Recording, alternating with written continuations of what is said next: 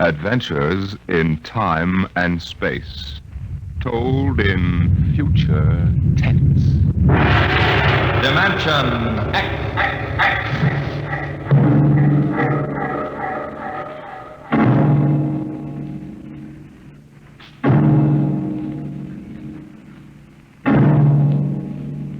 Can you predict what will come in 100 years? Or in 10? Or in the next minute? Can you see beyond the known dimensions of time and space into the unknown Dimension X? It was in the year of 1982 that spacemen first discovered the Great Galactic Barrier. In the past 10 years, rocket travel to the moon and the nearer planets had become commonplace. And then men fixed their sights on a more distant star, the remote planet known as Volta. 5 exploratory ships went out, and none came back, each in turn disappearing mysteriously at the same vanishing point, an invisible wall somewhere in the vast outer reaches that became known as the wrecker of spaceships, the Galactic Reef. And yet, the explorers refused to admit defeat. It was on June the 2nd, 1987, that the rocket Star Cloud made ready for takeoff, the 6th to attempt to crack the barrier and win through to Volta. Now hear this. Condition blue. 1 minute till blast off. Now hear this. Condition blue. 1 minute till blast off. Bridge to nav control. Navigation, Collier. This is Captain Thorson. Ready, Lieutenant? We're ready, Captain.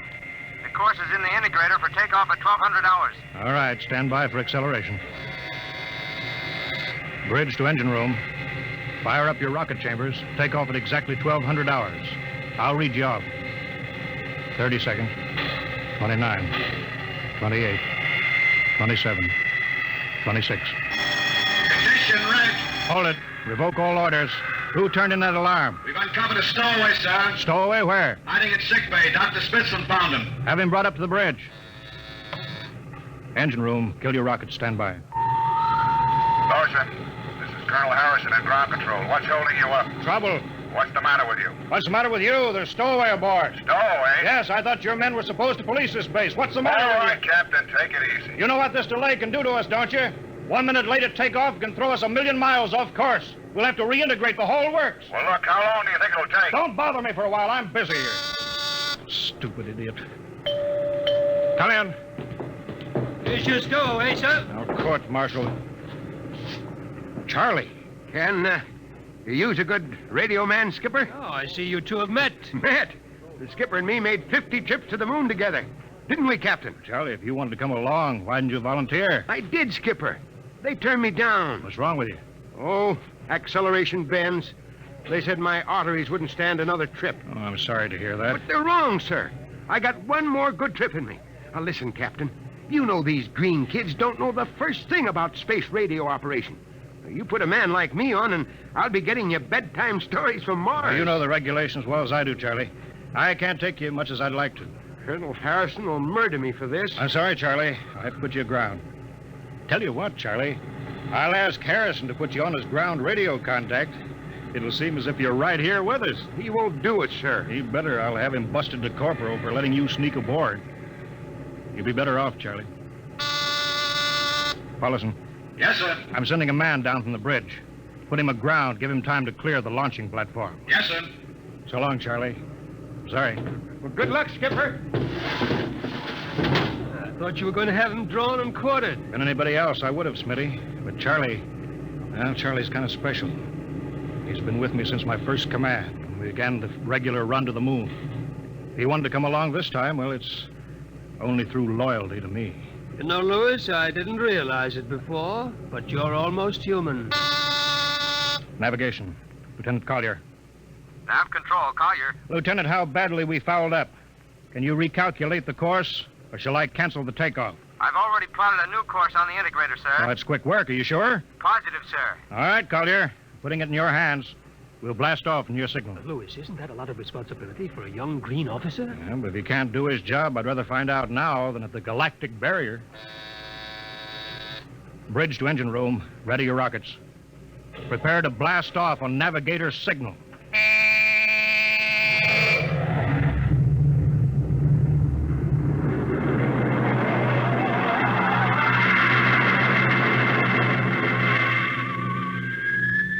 How are we doing, Collier? Coming on the bearing, sir. 4, 3, 2, 0. We've intersected the course vector. That's good work, Collier. Course corrected, sir. Ready to go into atomic overdrive anytime you say. All right, stand by. Now hear this. Prepare for maximum acceleration. Bridge to engine room. Kill your rockets. Rockets out. Fire up number 1 cyclotron. Number 1 ready. Fire up number 2. Number 2 ready. Engineering, withdraw your dampening rods. Fission chamber ready.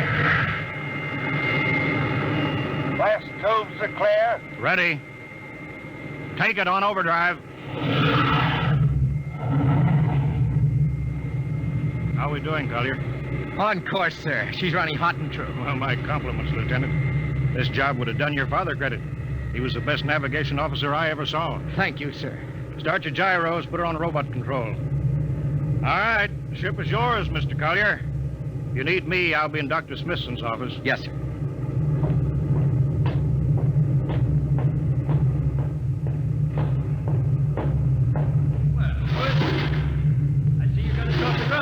You can thank young Collier for that. Chip off the old Bloch. Oh, you knew his father, huh? Matter of fact, I knew him very well. First-rate spaceman. Is he the one who, Yeah. Yeah, he was lost in the galactic barrier on the second ship we sent out to Volta. Louis, just what do you think this galactic barrier is? Your guess is as good as mine, Doc. All I know is that 5 ships have gone into it, and none of them have come back out. You think it's an it.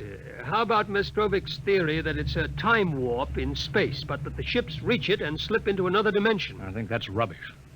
My theory is that the galactic barrier is nothing more than a radioactive layer of some kind. What makes you say that? Well, we know that radar signals bounce off it like they were hitting an invisible glass wall.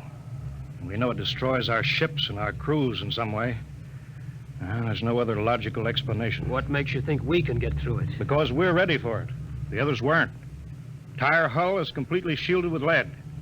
We can crack through any radioactive cloud ever detected. Besides, we're equipped with some new UHF radio devices that should enable us to maintain radio contact with Earth. Nothing can happen. Absolutely nothing. Who are you trying to convince, Louis? Myself, I suppose. Smitty, 5 ships are missing, and men like Prentice and Margetson and young Collier's father. I'm tired of seeing good men fed into that meat chopper. Then why are we going? We haven't any choice, Smitty. We're in a race. Kind of race where men and ships are expendable. Well, at least it won't be boring. I'll have to play physician morale builder and mother substitute for 112 slightly nervous men. Your morale doesn't sound too good, Doctor. As morale officer, I can state without fear of contradiction. It's terrible. And something tells me that as we approach that galactic barrier, I'm not going to be alone.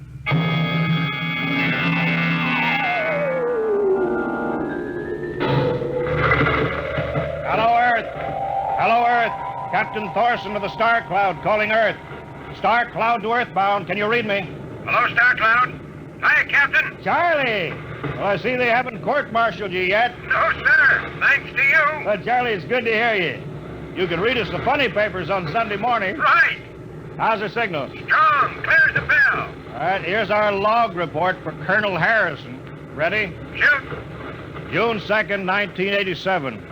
4 weeks out from Earth, running true, no radiation, operation normal, still making our approach to the galactic barrier. That's all, Charlie. See you later. Good luck, Captain. I sure wish I was with you.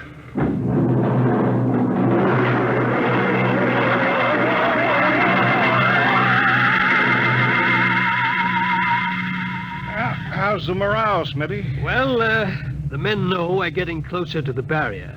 They're beginning to show a little tension, Louis. How's their physical condition? Any sickness? About half the crew has come down with space blues. Badly? Oh, same as usual. Lips and hands with a bluish cast. Eyes sensitive to infrared. I don't know. When I first started flying these tin cans, nobody ever heard of space blue. Well, there's a new theory that is caused by the terrific acceleration of these atomic overdrive ships. The change in gravity affects the circulation. What do you think? Oh, I think it's psychosomatic. I've noticed that the same men who get space blues under tension on a ship tend to get blue coloration back on Earth when they're upset. I guess it's an occupational disease of space navigators. You think it's just nerves, then? I don't know. But young Collier has a bad case. I think it's tension from overwork. Maybe he needs some vitamins. Lewis, when will you realize that vitamins are not the panacea for all the troubles of mankind?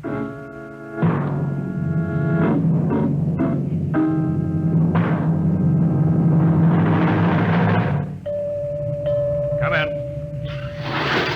Oh, Lieutenant Collins. Sir, I understand you've relieved me from duty. Dr. Smithson says that you aren't looking very well. I'm giving you a rest. I feel perfectly able to continue, sir. Your lips are as blue as Minnetonka. I'd like to remain at my post, Captain. Don't be foolhardy, Lieutenant. I'm not being foolhardy, sir. I have a special personal reason for wanting this expedition to reach Volta. Your father? Yes, sir. You think he might still be alive? I have to find out what happened, sir. I think I understand. Very well, Collier. Report back to duty.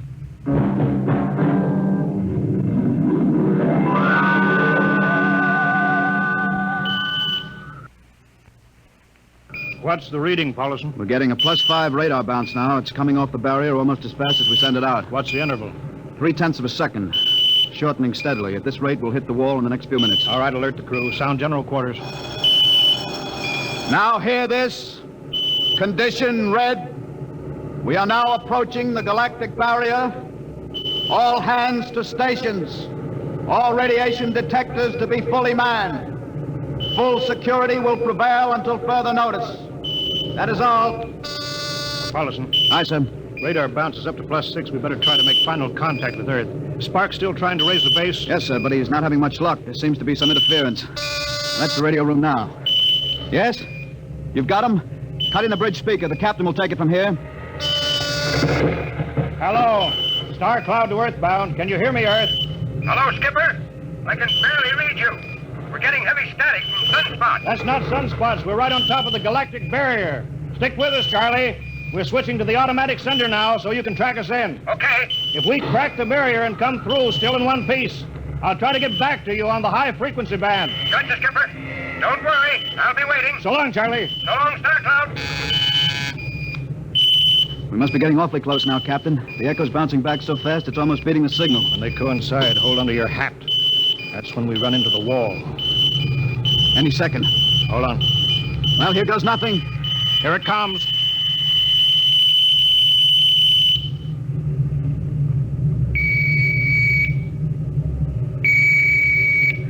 Captain?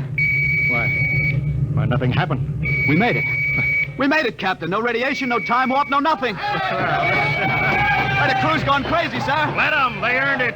Say, Doc, can you break out a few bottles of snake bite serum for medicinal purposes? I sure can, Lewis. This calls for a celebration. How's your morale now? Couldn't be better. How's yours? Condition Hey, what? red. What is- Radiation detected. Condition red. Radiation detected. Good. Holy mackerel. Look at the needle on that indicator. Paulson. I see it, Captain. We're picking radiation like crazy. What's it like? It's a strong wave. What kind is it? I don't know. It's too long for a cosmic ray and too short for UHF. All right, track it down. Triangulate it. Make it fast. I want a directional fix. Yes, sir. Engine room. Yes, sir. We're picking up radioactivity. Is it the fission chambers? No leak, sir. Check your gauges. Nothing here, Captain. Must be coming from outside. Damage control. Yes, sir. Is our lead shield leaking radiation? Haven't found anything yet, sir. All right, keep at it. Paulson, how you doing? I've got a fix, Well, Captain. what is it? I'll have to recheck my figures. Well, hurry up. The angle is correct, but I don't... Come on, man, for Pete's sake. It's right, sir. What's right? Speak up. Where's the radiation coming from? It's coming from inside this ship. That's impossible. No, sir. I've checked it twice. Well, then, there's only one thing left to do. Paulson, get a Geiger counter. We're going to start combing the ship inch by inch. Ready, sir. All right, turn it on now. Yes, sir. We'll check the atomic guns first. Cut through the officers' quarters coordinates. Come on. Wait a minute, sir. What is it? Signal's weaker now. Let's go back.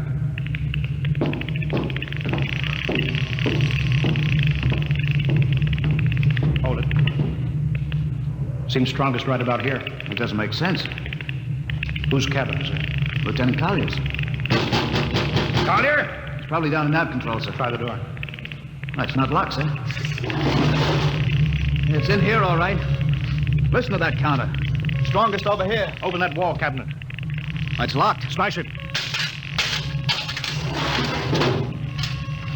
All right, shut off the Geiger counter. What do you make of this, Pullenzer? It looks like some sort of portable transmitter, sir. Must be foreign manufacture. I don't recognize the calibration symbols at all. Never seen anything like it. Which raises a small question. What is Lieutenant Collier doing with a transmitter in his cabin? I don't know, sir. Well, I intend to find out, Paulson. Get down to nav control. Bring Collier up to the bridge. On the double. Well, hadn't we better find some way to shut this thing off first? I know a way.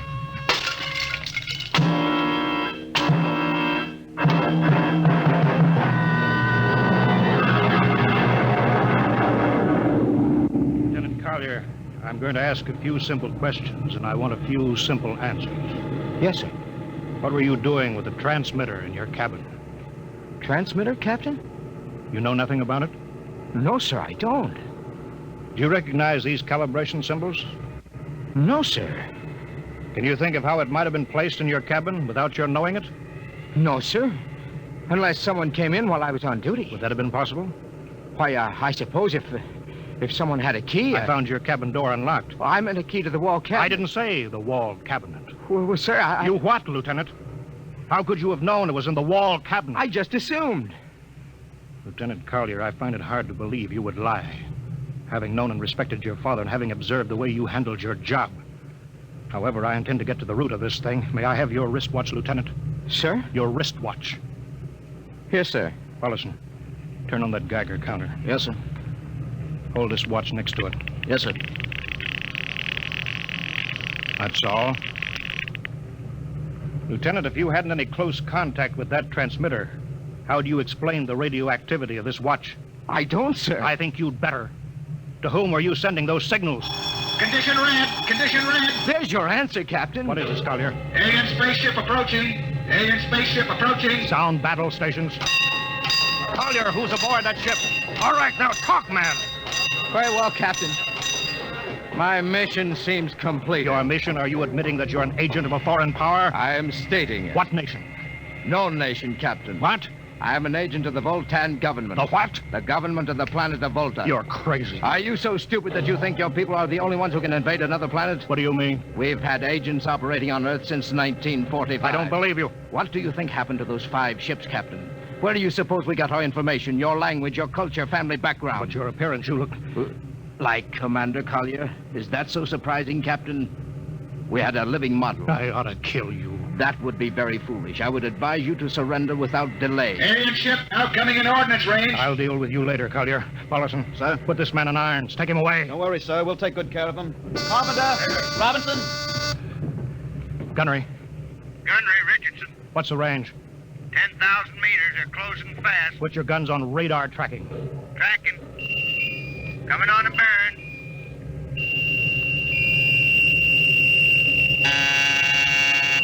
Fire. Fire. Richardson, you hear me? Fire. What's the matter down there? Did you hear me? Richardson, answer me. It's no use to shout, Captain. Collier. Yes, Captain. How'd you get loose? Where's Paulson? Lieutenant Paulson is dead.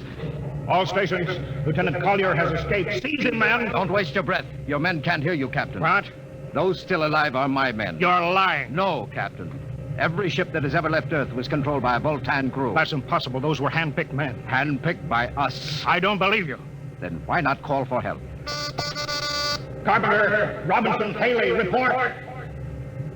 Carpenter, Robinson. You see, Captain, it is quite useless. I would advise you to sit very quietly and do nothing. It isn't possible.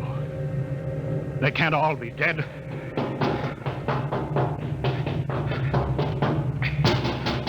Smitty! Dr. Smithson! Smitty, what have they done to you? Oh, those dirty... Don't talk, Smitty. Closer. Not much time. Lewis, Space blues. Space blues. What is it, Smitty? What are you trying to tell me? All men with space blues. Voltan. Here, let me help you, Smith. No, Lewis. Get message back to Earth.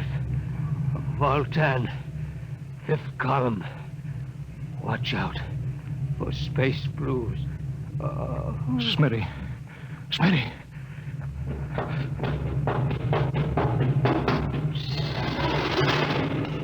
Hello. Star Cloud calling Earthbound.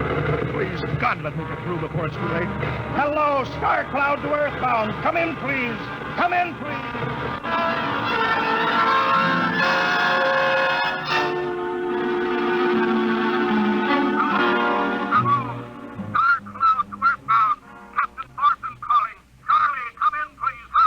Hello? Hello, can you hear me, Charlie? Skipper, is that you? Are you getting my signal? It's coming in a little louder now, Skip. Keep sending. Thank God, Charlie. Now listen to me. Not much time. Get word to Colonel Harrison. Crew mutinied. Most of crew members, Voltan. What? Voltan. Spell that. V-O-L. Voltans? That's right. They're from the planet Volta. Skipper, are you all right? Charlie, this is serious. They'll be here any second now. Listen. They have a 5th column on Earth. They're planning to invade you. You don't mean it. Of course I mean it. Tell Harrison that they're posing as humans. You can detect them by space blues. You got that? Only Voltans get space blues. Charlie, do you hear me? Space Blue. I get you. Step back in, Charlie. I'm depending on you now. Warn everybody. Captain! They've opened the door. Go on, Charlie. Tell Harrison that... Captain! Captain Thorson! Hello! Hello, Star Cloud, come in! What's the trouble, Sergeant? We're just trying to raise the Star Cloud, Colonel. Had any luck? No, sir. No contact. No contact? No, sir. Nearly an hour since they hit the galactic barrier. I don't understand why they haven't tried to get back a message. No, sir. Neither do I. All right. I'll take over for a while. Yes, sir. Go right ahead, sir. You'd better go out and get yourself some coffee. Charlie, you look a little blue around the gills.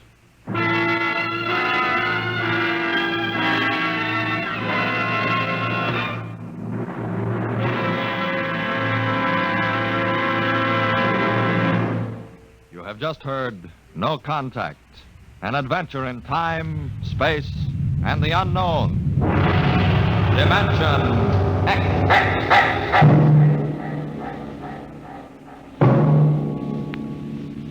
Next week, we have a nice, blood-curdling little story that starts with these 2 sentences. The last man alive on Earth sat alone in a room. And then there was a knock on the door, which raises the question, what knocked on the door? Left to its own devices, the human mind supplies a vaguely horrible answer. But it wasn't so horrible, really. You'll see next week when we present Knock.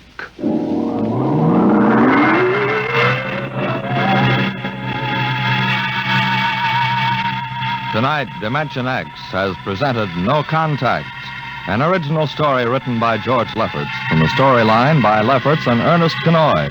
Featured in the cast were Wendell Holmes as Captain Thorson, Lawson Zerby as Lieutenant Collier, and John McGovern as Dr. Smithson. Your host was Norman Rose. Music by Albert Berman. Engineer Bill Chambers. Dimension X is produced by Van Woodward and directed by Edward King.